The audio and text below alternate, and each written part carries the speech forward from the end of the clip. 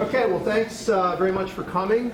Our speaker today is Becky Petersen. Becky is one of our own. She's a graduate from Western Washington University back in 1997. Now, she doesn't have a degree from Huxley College, but we try not to hold that against her. She instead has a degree in communications. After graduating from Western, she did a brief stint working for Boeing, and for the last 17 years, she's been working for King County, working on various land acquisition deals that she'll be talking to you about today. So thanks for coming. Yeah, thanks for having me. So thanks for joining me today for this presentation. As Dave said, I have been working for King County for about 17 years. Graduated from here in 1997, and I'm also a member of the Nooksack tribe up here in Bellingham as well. And one of the things I'm quite proud about Western is that since 1973, 18 members of my family have graduated from Western. So this campus and this college are very near and dear to our heart. So I'm really excited to be here and share with you the really cool stuff that we do down in King County. And at the end, I'm going to put in a plug and ask that you guys keep us in mind when these bright minds graduate and you're looking for work. So hopefully these slides in this presentation are appealing to you guys as well, and you can see what wonderful things you can do with your degrees, not only here but really anywhere in the country that helps preserve, conserve, and develop parks. So before I get too far into it, I want to know how many in this room are from King County? Sweet. Anyone from Vashon? Nice. Okay, so at the very end, if there is time, I plugged in because Vashon is near and dear to my heart. We work geographically mostly out of my office, and Vashon, Maury Island is one of my basins that I do. And so you'll see a lot at the end if there's time. I'm going to put in my plug for Vashon. So welcome. Thanks for being here. Anyone from the Snoqualmie area? Enumclaw. Okay. Those are Maple Valley, Renton. All right. Well, you'll probably recognize many of the places that I'm about to show you. So with that said, I brought with me my boss as well, Linda Holacek. So at the end, please give a rounding ovation, and I'll go into my performance review. Okay. So let's move on here. So today's plan is, who are we? My group is the Open Space Acquisition Unit. We are housed in the Rural and Resource Lands section in the Water and Land Resources Division in the Department of King County Natural Resources and Parks in King County. And we were established in 1989 to purchase property, to preserve it, to conserve it, and also to build parks. What I'm going to go over with you today is what we do, how we do it, why we do it. So King County was established in 1852. It's 2,131 square miles. It's the 14th most populated county in the United States. It's actually larger than many states. It's home to over 2 million people, and we're expecting 30% more by 2040. So this just gives you an overview of the cities that fall within King County. And so the Department of Natural Resources and Parks, which is where I am housed, we have an inventory of over 170,000 acres, and that is divided between Parks and Recreation, which has the slogan of our big backyard.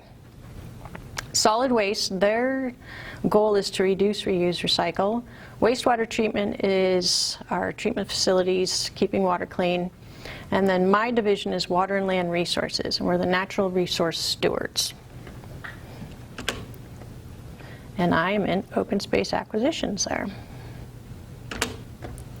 So what do? My group, we purchase land in fee simple and easements to support and advance King County's diverse set of priorities. Our clients are our fellow colleagues in my division and in my department.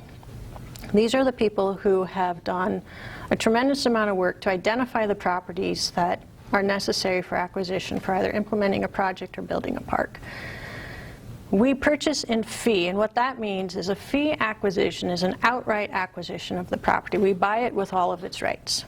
Easement acquisitions are the landowner's going to retain the property themselves, but we're going to buy a portion of a right from them, whether it's an access easement or a conservation easement or a trail easement.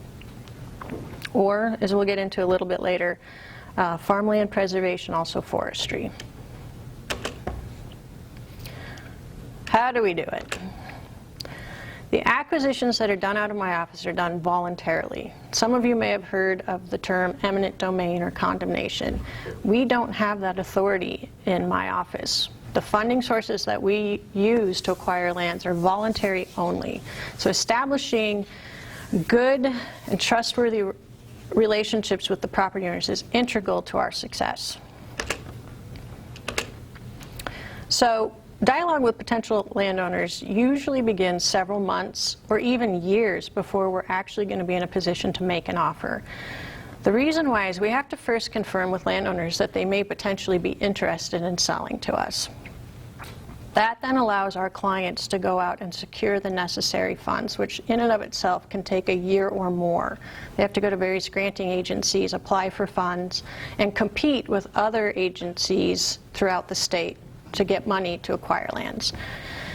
And the reason why we do all of this is up front is that it helps us to avoid spending funds unnecessarily on title work, appraisal, staff time. It's all very costly to acquire a property, so you want to figure out first whether or not the property owner is even willing to sell to you, and even at that, it comes down to the price.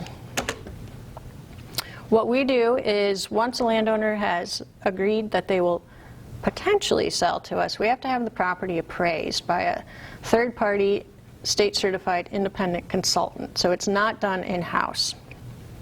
That way, it helps the landowner know that it's not the county establishing the price and then extending the offer. It's actually a third party that establishes the fair market value, which is actually different than assessed value. And so I could spend a good half hour alone just explaining the difference between appraised and assessed, but just so you all know, appraised value for a government acquisition is very different than assessed value for tax purposes.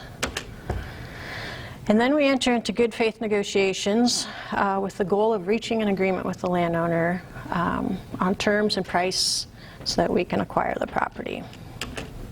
Funding, how do we do this? Where do we get our money? Just to give you a snapshot, in the last 5 years, my unit has spent over $110 million on land acquisitions in King County. Where did we get that money? Several sources. We get it from federal grants such as FEMA. King County also has an entity known as the Flood Control District.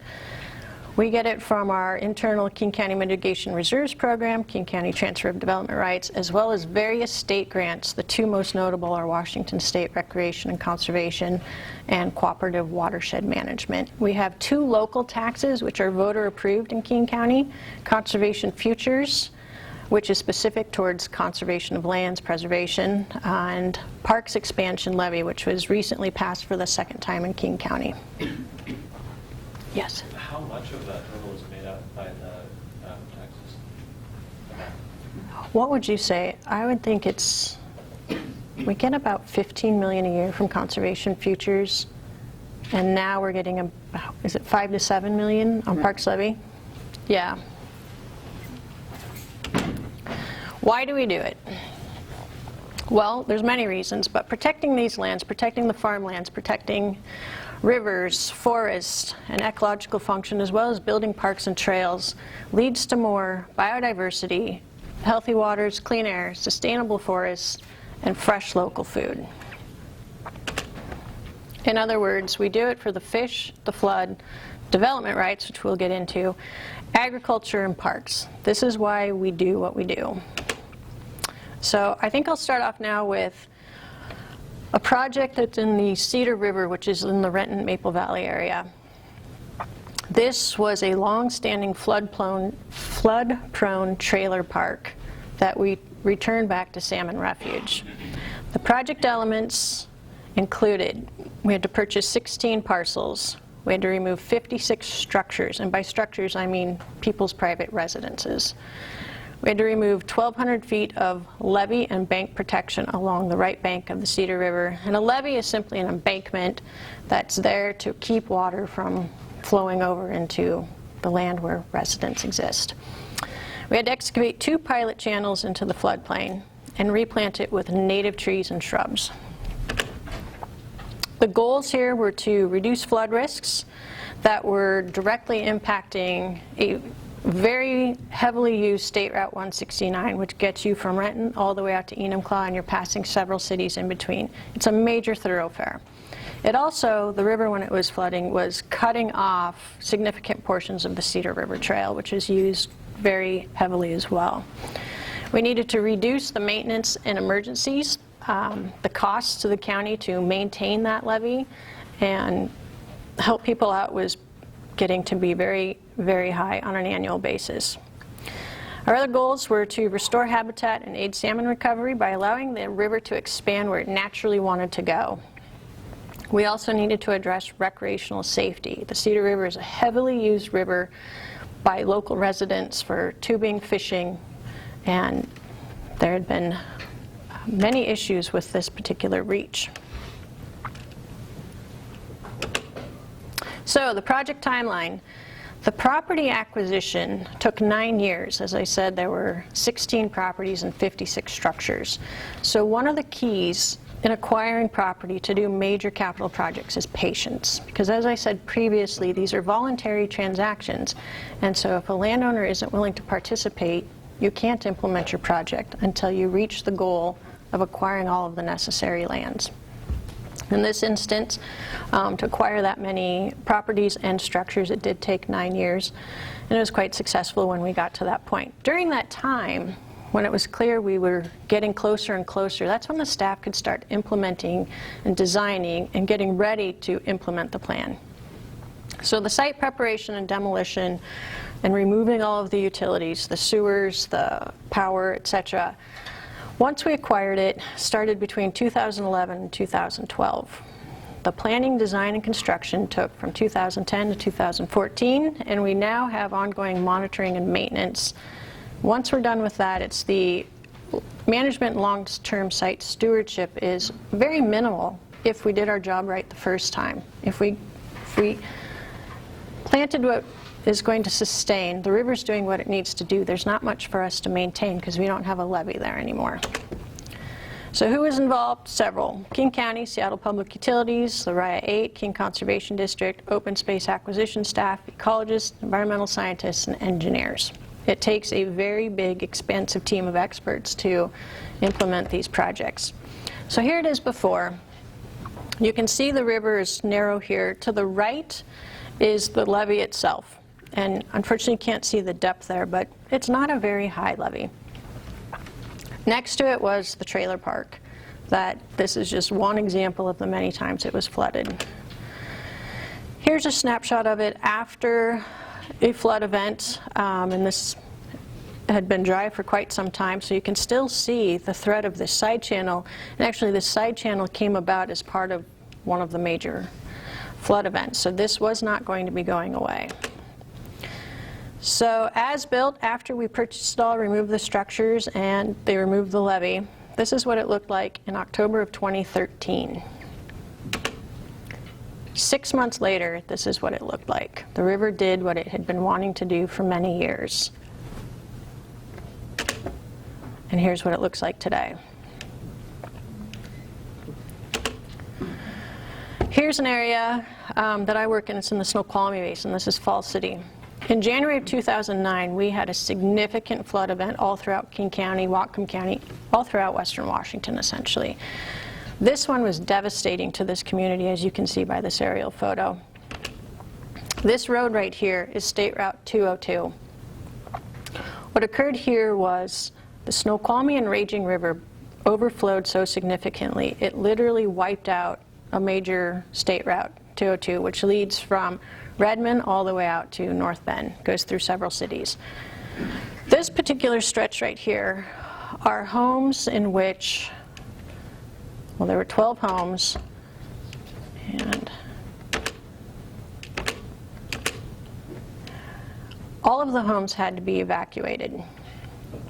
This home on the bottom of the screen, where it is green, that couple was an elderly couple that had to literally be airlifted out of there by helicopter. Here is what the river had done to the road. It had caved it in as such. And fortunately, there was not anyone in that vehicle when it took place. This is a few days afterwards, and that's King County staff down below assessing the significant damage. Many of these structures were rendered unlivable as a result of this significant flood. Actually, I'm going to go back up. What we ended up doing in this situation is there's times where you can do flood elevation, and there's time, which is taking a structure and actually elevating it so the river can run through it. And there's other times where outright acquisition and demolition of the structures is the best thing to do for human safety and habitat. And this was an incident in which human safety was the most important thing here. So we ended up buying all 12 structures in a relatively short amount of time and relocating the residents to higher, safer lands. This is a story, same flood, January 2009, on the raging river just south of Falls City. This was in a town called Preston. This house that you will see here was built in 2008. The residents had not moved into it yet. Their occupancy was scheduled for February 2009. It was rendered 100% complete loss. And this is what it did to their house. And as you can see by the photo, by that upper room, there was nobody in it. They had literally dropped off all of the tiling the day before the flood. In this instance, this became a situation of human safety as well as habitat. This was clearly an area in which the river was not wanting to stay within its channel that had, where it previously been. This river jumped 200 feet in the one day of flooding, and it wasn't going to change course anytime soon. So obviously we removed the structure, we bought it outright, and we have since done complete revegetation of the site. Moving on to agricultural lands in King County. This is one of my favorite photos. It's a picture of my City Slicker co-workers who went out to a farm in Issaquah and got stuck in a large manure pile. So King County has a long history of preserving farmland and supporting farmers and farmers markets. Our farmland preservation program launched in 1979, and we currently have over 14,000 acres that have been permanently protected with this program. We also have what's called Puget Sound Fresh, which is a campaign that supports farmers and farmers markets and educating consumers about locally grown products. That's been around for nearly 20 years. But despite these and many other efforts within King County, less than 2% of the nearly $6 billion county residents spend annually on food and drink is actually grown in King County. So in 2014, our King County Executive Dow Constantine launched the Local Food Initiative, which aims to build a stronger farm-to-plate pipeline. Why does this matter? If the percentage of money spent annually on food and drink grown in King County was increased from 2% to 10%, it could result in at least 10,000 new jobs, a stronger rural community, and improved health for all. How will we do it? What we're trying to do at this time is active recruitment of new farmers. Our goal is 250 in the next 10 years. We're trying to develop infrastructure and market to accommodate this growth, create more locations for healthy and affordable food, provide current and new farmers with simple and quick access to technical assistance and support for their farms. We also want to educate consumers and businesses on how to shop, store, and cook smarter to reduce the amount of food waste in landfills. This is a very tall order, and we are well underway. Part of what has made this agricultural program successful, and it's going to take us into the future, is a program called Transfer of Development Program. As to date, we have 143,000 acres in easements. And the way the TDR program works is it is an incentive-based program in which landowners, rural landowners, are able to sell their development rights, place a conservation easement on by King County. They can either sell directly to a developer or we can bank the credits in the county. We then can sell those credits into cities such as Seattle. Those developers get to increase their density while rural lands stay preserved. What we're trying to do is move density closer to the urban areas that have the infrastructure to support it and keep it out of our rural lands where we have all of these natural resources that we are trying to protect. The largest TDR transaction done in the history of the United States to date is done in King County. It is known as the Snoqualmie Forest. It was 89,500 acres. This is a historic forest land. The area that was preserved is over 2 times the city of Seattle and 5 times the size of the city of Bellevue. What we did here was we removed all of the development rights, so we could not see massive development on the eastern edge of King County. We placed a conservation easement on it, but that conservation easement allows forestry to continue, so the resources that are coming off of that land for timber harvest stay intact. The only thing we did remove was the right for that landowner to develop it into homes. This was very significant to the city of Seattle because if you look up in this upper right-hand area, that is the Seattle's water supply. So they were very interested in seeing King County successfully preserve that. This takes us back to what's going on in the Transfer of Development Rights program with regard to farmland. And on the green, those are all farms that we have removed the development rights from, and they have sold their credits directly into the city of Seattle. If you drive the I-5 corridor today, you will see all of these large buildings being built as we speak. Cranes everywhere in Seattle at this point. They are getting higher density, more parking spaces. They can go higher in feet as well as a result of buying development rights. This project right here is in Falls City, Carnation area. This is one of the ways that we are implementing the local initiative to preserve farmland, bring new farmers into the valley, create more local food. Tallchief was a golf course. It was 191 acres. If you look on the map, it is bordered to the north, south, and east by farmland. It was a former dairy site up until 1950, run by the Boeing family. It was converted to a golf course and resort in 1950 and ran until 2012 when it went under. The owners got it approved for an 18-home estate development in 2012, which caused quite an uproar in the community because this is a long-standing agricultural community. It's immediately adjacent to the largest dairy in northern King County. These were not going to be small homes. They were going to be your estate-sized mega mansions. And with that was going to come direct conflict with agricultural activity and estate homes. We all know what dairies do and how they do it, and that was going to be a conflict for large estate homes. And having to travel through really a dairy to get to their mega mansions. So what King County ended up doing is partnering with the community and deciding what did they want to see done with this. Well, what they wanted to see done was preclude it from being developed and return it back to farmland, and that's exactly what we're doing. So this was somewhat of a pilot project for the county in implementing that local initiative that Executive Constantine had implemented. So let's go back up, and then I'm going to show you 2 videos. Can you come help me with this?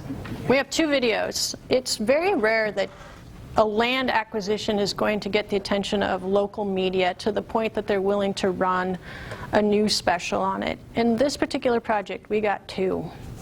And it's become an award-winning program and project, and this is just step 1, and we're hoping to do many more like this.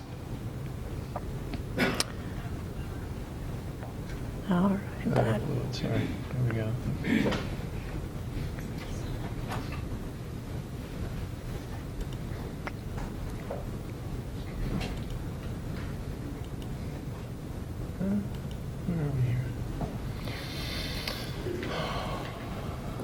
It's coming. It'll be great. Trust me.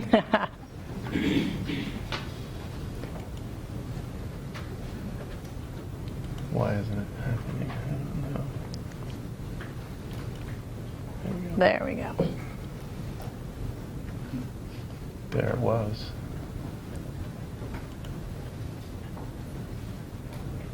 It's working. It's refreshing.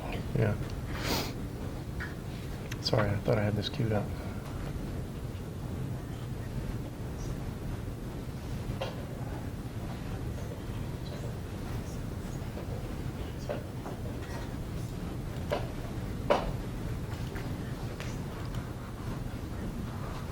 There we go. Maybe. We're going to have to watch an ad.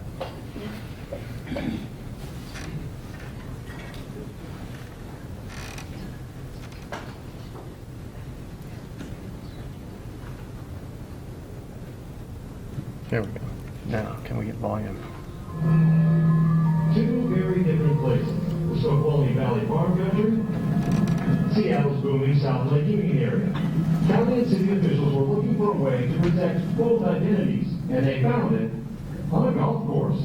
Tallchief operated in Snoqualmie Valley farm country for more than 40 years, but finally went under 2 years ago. That's when developers teed up a plan. The proposal is to put in a housing development. It's called the Tallchief Country Club Development. Neighboring farmers feared their rural valley would be lost, like so many others, to urban sprawl. Farming areas are pretty limited. They're pretty precious, and we don't want to see them whittled away by encroaching development. County leaders were worried too. They want to protect the open spaces they have left. So they stepped in and bought the course from the developers. But they figured out a way to make the money back. We just reached an agreement that was approved by the City Council and County Council to be able to bring the unused development rights from some rural and agricultural properties into the South Lake Union neighborhood. Property rights that belong to the golf course could be sold. And because there's only a limited number of property rights available in South Lake Union, eager builders would pay top dollar for them. They can keep making taller and denser developments. And the golf course, it will become what's valued most in the Snoqualmie Valley, a farm. Near Carnation, Gary Chittum, King 5 News. County officials said before it became the Tallchief Golf Course, the 190-acre site was one of the valley's first dairy farm. So that was the first video, and the reporter on it was Gary Chittum, who wanted to know more about how does this work? What are the technicalities of it? So he asked if he could come back to our offices and interview our In 1965, the parents TDR program manager who works directly in my office, and it turned out to be another great piece that really solidified and tells the story of, well, how do you do it? How do you take those credits, put them into the city? What's the mechanics of that? all the development deal we reported on yesterday. As environmental specialist Gary Chittum reports, it's a complicated tangle of development rights involving the golf course, farms, and Seattle's booming South Lake Union area. How do you explain how King County bought this old golf course to keep it out of the hands of developers out here, and then sold the development rights to developers in downtown Seattle? We decided action figures, fake coins, and the head of the King County Transferable Development Rights Program could help explain this. Let's call these the landowners' development rights. When the county bought the golf course, it got the development rights, which we will represent with gold coins. What the county wants to do is take these gold coins and sell them to developers in South Lake Union. The developers can then use the coins to build taller buildings, but it's still hard to figure out. Farm development rights, like a cow, just don't seem to belong in the city. County government created the ability for that landowner to transfer and sell his or her development right and turn it into a tradable commodity. So what the city and county did is they took those development rights and made them into currency. They invented this, something that can be transferred between the farm and the city. The idea is to protect farmland from urban sprawl and give urban developers more room to grow.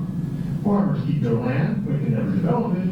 Developers who want to increase the size of their project can buy development rights to do that. Developers of this project, for instance, already have permission to go to a certain height. They don't have to buy any development rights to do that. And they can't go higher. But if they want to do that, they have to pay the farmer. The city agrees to this because they want to create a dense city core with thriving housing and businesses. The city and the county benefit from locally produced food and family farms. And farmers can cut their property taxes by selling their development rights. They think it's a homegrown solution to a sprawling problem. In Seattle, Gary Ship, Cape Cod News. Any money changing this process can only be used to compensate farm and forest landowners who give up their development rights.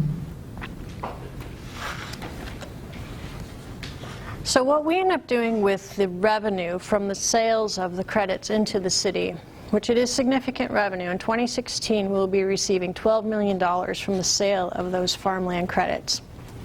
What we do with that revenue is we turn around and we buy more property just like it, so we can keep this store revolving. And it's proven to be very successful. There's many programs and counties throughout the country that are seeking out our TDR program manager to learn more, figure out how to implement it in their own counties as well. So moving on to one of our other clients, Parks and Recreation. So King County Parks' mission is to steward, enhance, and acquire parks to inspire healthy communities. We have over 28,000 acres of open space. King County Parks offers close-to-home recreational experiences for everyone. We have over 200 parks, 175 miles of trails, swimming, biking, camping, horseback riding. We've got it all in King County, which gets used significantly. Here's a really fun fact. Nationwide, there have been studies done to show that land values increase as distance from parks decrease. So the closer you are to a park natural system, the higher your property value is. This is just more supporting information regarding that. I'm going to go through that a little quickly. Home facing one of 14 parks were found to be worth 22% more than homes more than one half mile from a park. So what we're finding in King County is we have a lot of parks, we have a lot of natural systems, we also have very high property values there. This is one of the crown jewels in King County. It's Cougar Mountain Regional Park. It's an open space park located between Cougar and Squaw Mountains off Interstate 900. But really, to narrow it down, it is located between Issaquah and Bellevue, which are two of our major cities in King County, which is about 15 miles outside of Seattle. It consists of 3,100 acres, 38 miles of hiking and trail, and 12 miles dedicated for equestrian use. It has significant environmental benefits, and it also protects the headwaters of a salmon-bearing stream. Very deep forest as well. Here's a map of this. So on the east side, right here, is a major land development called Tallis. This is Issaquah. On the northwest side, you have City of Bellevue and Newcastle, and this connects the two cities with a natural system. Cougar Mountain Regional Wildland Park on the southwest, or actually southeast corner, you'll see connects to Cougar Squat Corridor, which connects to Tiger Mountain, which connects to Rattlesnake. It's over 10,000 acres of connected lands for hiking, biking, you name it.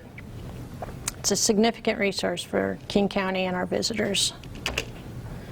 This is down in the Enumclaw area, and it's one of my favorite locations because while it was a somewhat easy hike as far as having a developed trail, it was actually a really hard hike to get up there. And you didn't realize as you were making this hike to do this property acquisition and see what we were getting, what you were going to see when you got to the top. And it was really fascinating on this very crisp, cold day to be able to see Mount Rainier right there. So this is a 256-acre park. It's a volcanic cone that rises straight out of the Enumclaw farmland. So really, Enumclaw is very flat, and then you just see Mount Peak. It's 1 mile long, forested trails. Once you get to the top, this is your reward.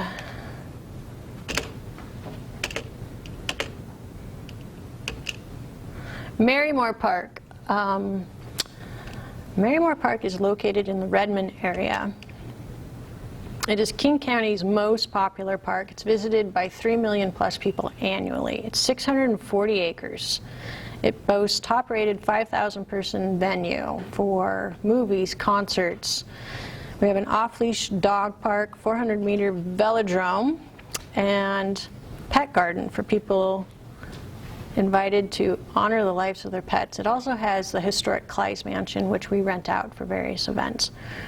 And it is supported by many of our corporate partnerships and Friends of Marymoor Park. And here is an aerial shot of that. So, because we do have time, I want to talk about one of my favorite areas of King County is Vashon, Maury Island. And I have been working for the county for 17 years, and I have been the acquisition agent responsible for our preservation on Vashon, Maury Island.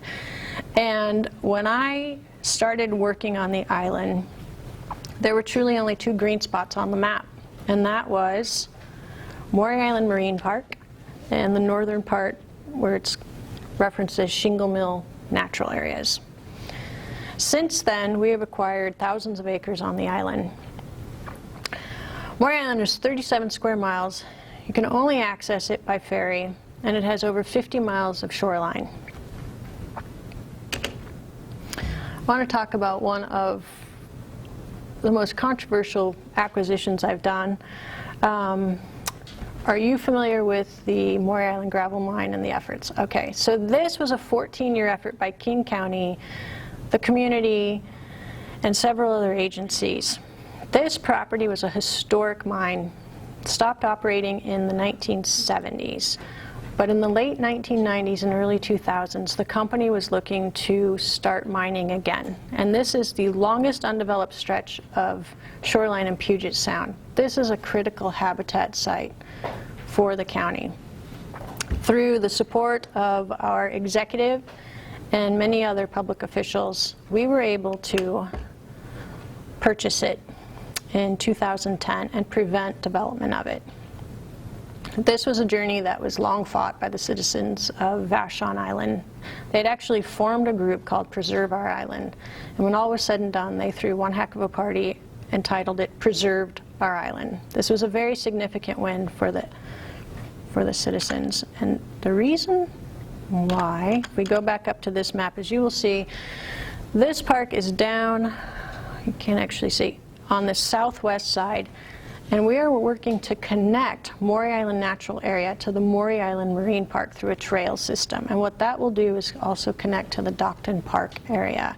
So this will provide a significant amount of resource lands as well as recreation lands for the citizens and the visitors to the island. Here is just a snapshot of us removing infrastructure from the previous mining operations. This was large bulkheads and large infrastructure down on the beach itself. A lot of cement had to be removed. Here's another example of a project that I recently acquired. This was bulkhead removal of 180 feet, with also the removal of 5 structures upland of that. This beach in front of it is one of the largest sand dollar beaches in King County, if not the largest. And this is why we do it, is to provide better habitat. This is actually a snapshot from in front of that, we're in front of these buildings right here, where these orcas. So that was very rewarding for the staff who were out doing the work to see this. Yeah. Where was that located? This was on, it's called Lost Lake, Vashon. So, in closing, acquisition is just one step of a multi-step process in implementing conservation, preservation, and parks projects. We're successful because of the vision and support of King County leadership, King County Executive Dial Constantine, our King County Council, and many other citizens and community members. It also takes expert staff who write and do the fundraising for grants. Community outreach is critical to what we do, getting the citizens involved. Also the staff who write all of the studies and analysis and tell us what's important to acquire. And the implementation of these capital projects as well, the restoration, the building of trails and parks, and then maintaining those and making sure they're successful. as I said before, participation and support from communities. This picture down here with all of the people is on Vashon and a previous gravel mine site as well, in which on site are 2 staff members and the rest are 100 volunteers that came out to plant trees and restore the site. And then finally, you have to have willing sellers. If you don't have willing sellers, you don't have a project. And so establishing and maintaining credibility with the citizens, with the property owners is key to implementing a project and getting them to sell the property willingly to you. The end result is permanently protected land for current and future generations and creatures to enjoy. So thank you so much for having me. Very much appreciated it. Any questions? I'm here to answer.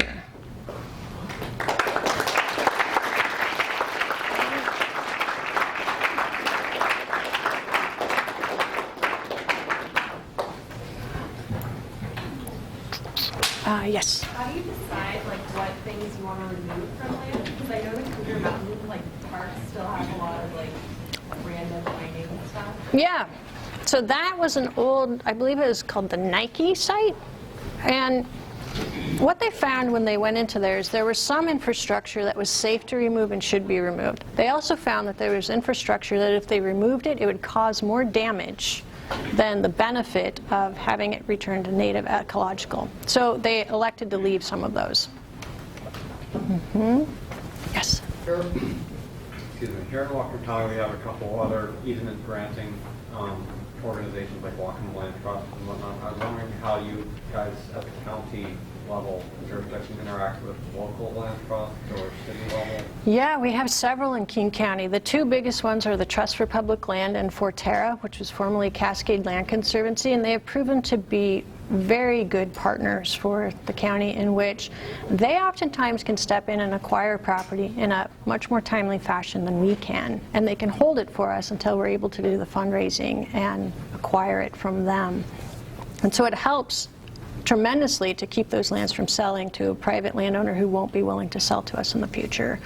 And we work with them on a regular basis. And we also have the Nature Conservancy in Seattle as well. So we found it to be really successful. And in fact, the Snoqualmie Forest, which was 89,500 acres, Cascade Land Conservancy was integral in helping us to forge a relationship with that timber company, which was Hancock at the time. Hancock had purchased it from Weyerhaeuser, and Weyerhaeuser had not really been interested in selling us a conservation easement. And Forterra, or Cascade Land Conservancy, was able to get in and talk with higher officials at Hancock and really open the door for us. Also on the Maury Island gravel mine, same entity, Forterra, Cascade Land Conservancy, was integral in that, in establishing a relationship with the property owner that we could then work with as well. Yes? So the TDR process, who handles that? Is that done by your office? It is. Do you hire out lawyers? Or? Yeah, so we have attorneys in-house to King County, several of them, and but the program itself is run through our office. It was established in 1989 and really took off in the early 2000s. But yeah, Darren Greavy is our TDR program manager, and he has a staff of 2, and they run the entire program. And then my unit, our group, does the acquisitions for them, so actually buying the easements and working with our attorneys on all of the legal real estate documents.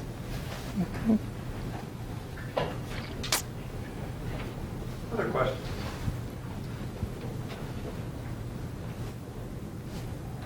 Just one quick one. I wondered if, with the TDR program, do you get any pushback from the areas that are receiving that additional development, saying, wait a minute, we've got all the development here we want, we don't want any more?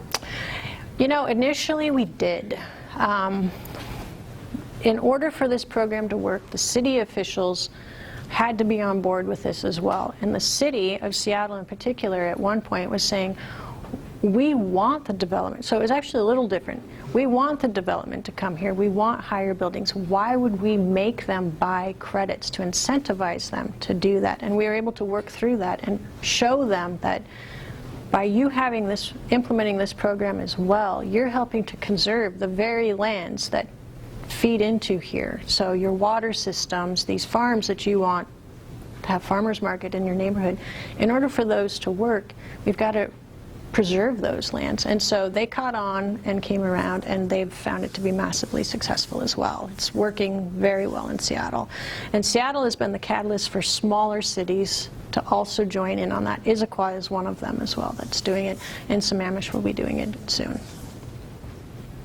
Any other questions? Well, if not, let's thank Becky. Thank you.